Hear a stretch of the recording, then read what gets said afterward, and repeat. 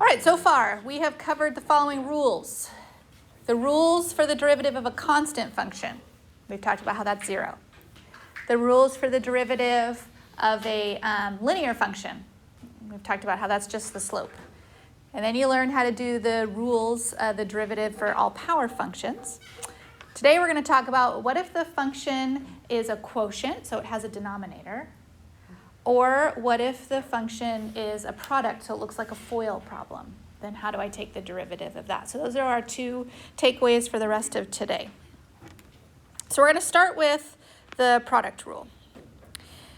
If you have the derivative of a product, so I want you to write it like this. The derivative of u times v, okay? So it's the product of 2 things. And then we're going to talk about how do you take the derivative of that. So in the space beneath, you're going to put what the derivative is. The derivative becomes an addition problem, which is kind of unexpected. Can you think of any other thing in math where addition and multiplication, like a product, and multiplication becomes addition, and addition becomes product? Yeah, Noah? It goes, yeah, I guess it works maybe in the powers of exponents. I was thinking more about logs. Okay, when we have the log multiplication, it becomes log addition, but those 2 things go together. All right, and it becomes 2 products, like that. Okay, that there's a product in the front, and then add, and then a product in the back. And this is how it goes. All right, whatever was the v part goes here. Whatever is the u part goes there. And then in the other ones go the derivative of the u part, and the other one would be the derivative of the v part. Okay, in other words, it becomes 1 regular one and 1 derivative multiplied together, and then the opposite, regular one with the other derivative. There's a whole proof to this. I'm just going to say we're going to skip the proof part today. You're just going to have to believe me that this is how it goes. All right? So the best way to do this is just to practice. If you have this function, and we're going to call this part u, and we're going to call this part v. And we want to find what f prime is. So f prime is going to become the sum of 2 products. Okay, what goes in the first set of parentheses? Which is? 3x. Okay, 3x plus 4. Okay, and then I put the 2x minus 1 here. In the remaining 2 parentheses go the derivatives. And so in the first derivative, it's going to go the derivative of the piece that's u, which is the number 2. And then in the other one goes the derivative of the piece that's v, which is the number 3. Not too bad, as long as you get all the pieces in the right spot. And then you clean it up. So we use distributing of the number 2 to clean that up. So that would be equal to 6x plus 8. And then we distribute the number 3 as well. So that will give us plus 6x minus 3. So overall, we're looking at a derivative of 12x plus 5. Any questions about that one? You really can't go wrong unless you get things in the wrong order. Okay, so let's try another one. Find f prime if you have the product that involves like a cubic and a square. So this would be involving what we would call the product rule. Okay, the product rule becomes the sum of 2 products. Okay, does anybody want to try filling those in? Luke, you want to try it? Okay, what starts us out? X squared plus 3. Okay, can we just go in order? What would come next? Like 1 minus. Yeah, we'll just go right in order. So it would be 3x squared. Good. Okay, and then after the addition? X cubed minus 4. And then 2x. Great. Okay, And then you just have distributing to clean that up. So we'll be looking at 3x to the fourth plus 9x squared. And then my second half of distributing would be 2x to the fourth minus 8x. So altogether I've got 5x to the fourth plus 9x squared minus 8x. Unless you catch me making a mistake or something. All right, any questions on product rule? Yeah, Sean? Could you swap the places of the v and u sides? Like start with x cubed minus 4 2x plus, Mm-hmm. then go either one? Okay, because this is addition, and the property of addition is commutative, which means the order is fine, you can, and you would end up with the same thing. Okay, I don't recommend it. I'd like you to get in the habit of this pattern because of the next rule that comes where the order is for sure going to matter. So that's why I teach it in this order. Okay, but because it's addition, truthfully to the answer, yes, you'll get the same answer either way. So V being the first one? V being the first one, I think, is the way I prefer to do it because when we get to the quotient rule, which is the one that has denominators, if you don't start with V, the whole problem will be wrong. So I just feel like let's get in a good habit of starting with V with this one so that the other one becomes second nature so that we're kind of in the habit of it. That's my recommendation. Okay, so that leads us right into the quotient rule. So if we have a problem that has a distinct numerator and a distinct denominator, as long as the denominator, of course, is not what? Right. Okay, so if we're trying to take the derivative of u on the top and v on the bottom. So if you've got u and v in one big parentheses, you can separate the u to the top and separate the u to the bottom. So our question is, what's the quotient rule? All right, and so here's the rule for that. Okay, the quotient, so f prime of x, also starts out with 4 of those pieces, but leave yourself room because you're going to need a denominator. Okay, it has the same 4 pieces, it's just a subtraction instead of an addition. And the order here is going to be key. You have to have the v part first. If you don't, the subtraction will get all messed up. So the v part has to go first, and then the derivative of the u part, and then the u part, followed by the derivative of the v part. So that has to be true, and then, but it also has a denominator, which is the other key difference. So the first key difference being subtraction, and the second key difference being that the denominator has regular v in it squared. Again, there's a whole proof that goes to this that we're not going to tackle today. So quotient would be subtraction is important, and then remembering that the denominator doesn't have any derivatives in it, but it does have a square.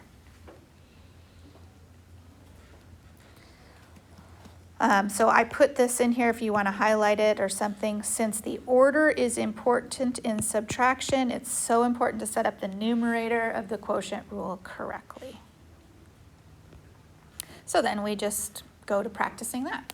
So there's going to be some cleanup on this too as we set up our derivatives. So f prime,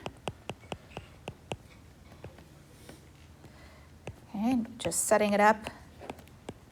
Got the pairs of products in the numerator, make my subtraction, and then my denominator has to be squared. So those are all the pieces, and as long as you get the pieces in the right spot, then it'll simplify nicely for you. So we're going to start with x squared plus 3. That has to be the first. And then that's going to get followed by 3x squared, which is the derivative. Then we've got x cubed minus 4, followed by the derivative 2x. And then the denominator would be x squared plus 3, the quantity squared.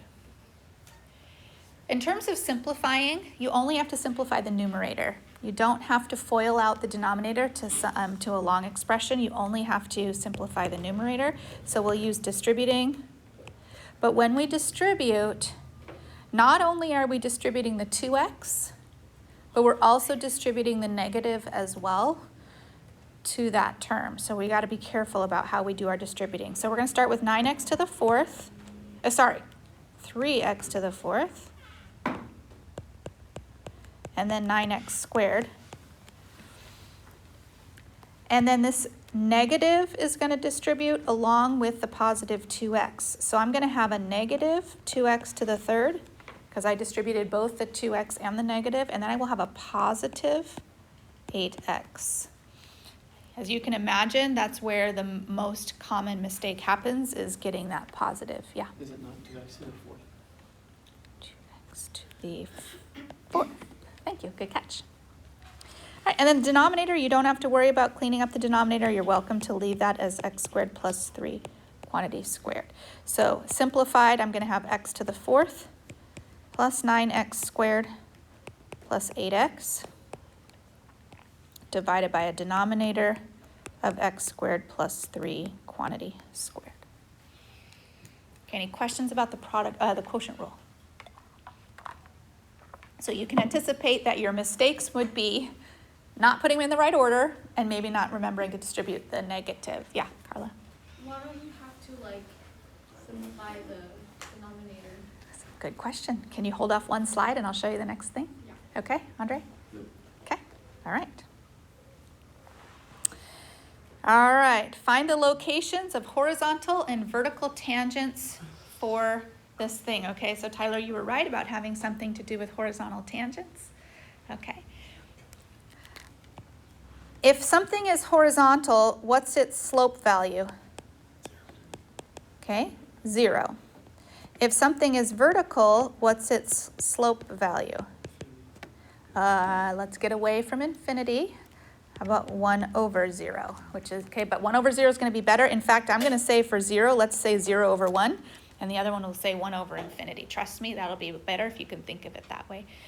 Okay, and the word slope is synonymous to what other word? Derivative. Okay, so the derivative is 0 over 1, or the derivative is 1 over 0. So we have to find our derivative first. So that would be q prime. Okay, my derivative is going to have 4 parts to it. Bye. And then we're going to square. So I'm going to lead out with what expression is going to go first? X plus 3, and follow that by, and what's the derivative that comes next? 2x minus 4. Then I'm going to follow that with x squared minus 4x, and then what's the derivative that comes after that? 1. The derivative is 1. The derivative of x is 1 because we understand that there's an understood 1 right there. And then x plus 3 is our coefficient. In the denominator. All right, what algebra do we have going on here?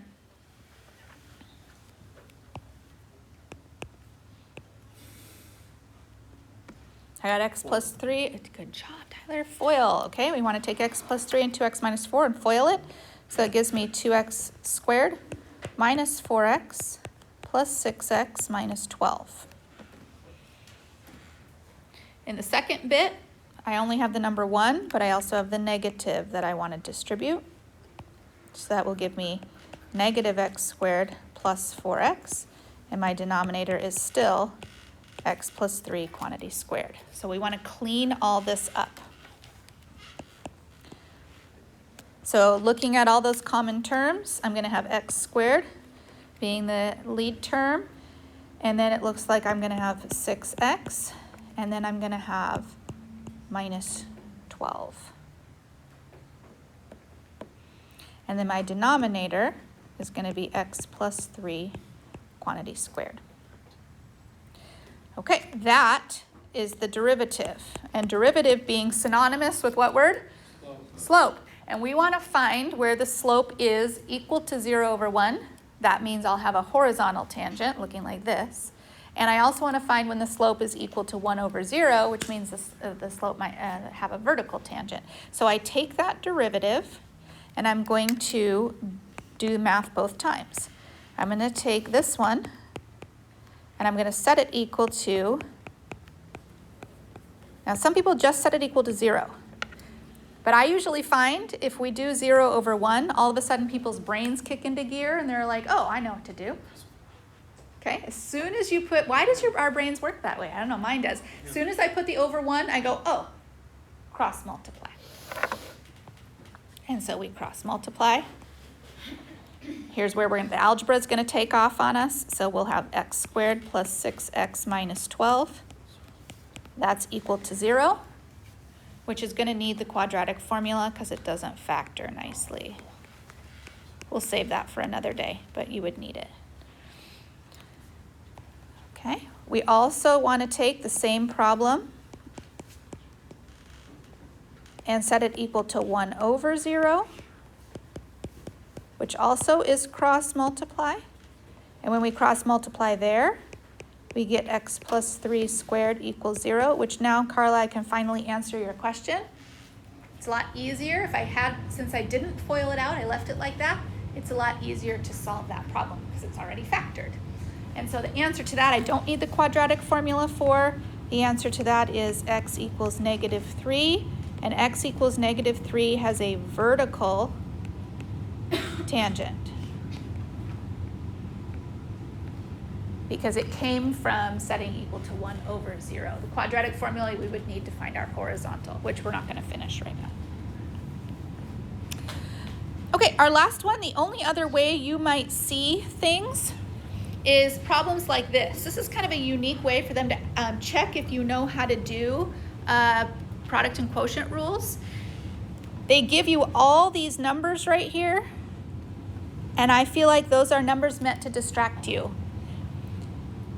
You want to focus on the rule first. So in part A, they're asking you to apply the derivative rule. And so you want to set up the quotient rule, and you're going to go, okay, I need this, this, over this. Once you have that set up, then you're going to drop the different numbers in. So what's supposed to go first is V. Now look at what I did in a green box, and what is the value for plain V? What is V of 5? 2. All right, so that's going to be 2. And then what would go next is the derivative of U. And so what is the derivative of U? Negative 3. And then the next part should be plain U, which would be 7. And then the last part would be the derivative of V, which is 6. And in the bottom goes plain V, which is 2. That's what they're asking you to do. In part B, they're asking you to do the product rule, but they threw a 10 there. So what does that mean? Well, that means you set up your product rule with an addition,